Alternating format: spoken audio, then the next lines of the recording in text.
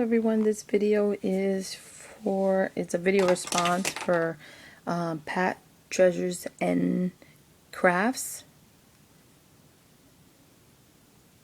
here on YouTube, and she wanted to know how we stored our laces. And so I just started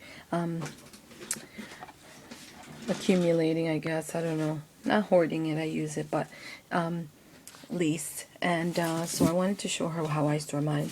Well, I have a couple, because I have an excess amount. When I buy a couple of yards. So I made these little books. There's someone here on YouTube, and she showed how to create these little books. And so I used one of my favorite paper lines at the time, and I tie them with ribbon just because in case they get kind of thick, I can always adjust. And then I made this, ties it with a little bit of the lace trim that I have stored in here. It's so funny, with a brad. And then I grabbed the ribbon right there through, and so I made these little books. And so I have a couple around my craft room, and I like the way it looks. It's pretty, and it always reminds me that I have lace and ribbon. I keep lace and ribbon in here, trim, all kinds of stuff. There's lace in the back there. There's some here too, up in the top. And so I'm going to show you how it looks open. This one in particular is open, and that's why it's wobbly, but it's usually very strong. Sorry about this. I'm using one hand. So, sorry. Okay, so this is the way I binded this one. I bound this one with just pretty satin ribbon, and then when you open it, I put just regular scrapbook paper that I had left. These are just chipboard pieces. And so here is what I have. So I cut a notch in them. This took me about 2 days to do. I cut a notch. I'm going to hold it up this way.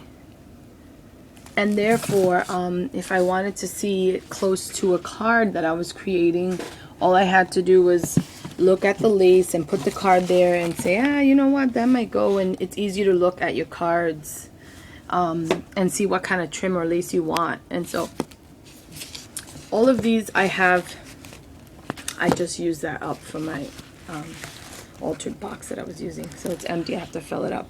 So this is another, I don't know, the glare is so hard to videotape here. Sorry. And then this is other lace trim, the really pretty stuff. And like I said, it closes up with that closure. It's a brad with some lace around it. And I kind of stand these up all around my room. I only have 3 of them because I didn't think I needed any more just now. And then I have this beautiful box that I bought at Joann's. They were on sale. They're usually $14.99 or something, but I got them 50% off one day when they had them on sale. And so this houses my, I don't know if you could see the front of it. And then I put here a tag, and it says here my lace, because I have quite a few of these boxes in my room. And so this is how I store them, because I go to the thrift shop and they give me lots of seam binding, lots of lace trim. Usually get a bag, a sandwich bag, for whatever the price is. This one was $1.25, and I have lots of vintage trim. Here's extra. That's not inside those booklets. This is some of the excess. The Rick Rack. It came that way, and so I just left it that way. The Rick Rack is a lot of original packaging and very delicate, and I don't want to mess it up. Those are for my special cards and stuff. This is seam binding. Extra seam binding. It's antique seam binding. And then this was extra. I have this in my book, but there was so much for $1.50 of this lace trim that I left in the box. So this box doesn't need to be opened. See, this is extra lace. Extra lace. I keep a little bit out in case this was the way I stored them before, in a basket, but this is the extra that I have excess of. And interestingly enough, Walmart, they sold these lace trims, and they're really pretty actually. and I think you get about 2-3 yards with it for $1. I found them at a Walmart. I haven't seen it at my Walmart. I was shopping out of town one day, so I got these,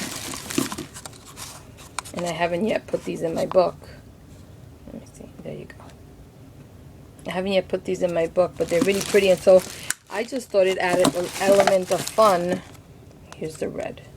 I love the red. To just have them in between here, so when I need extra, it's in there.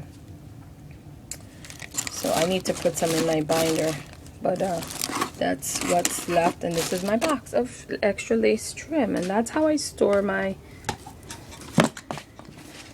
lace. I think it works for me.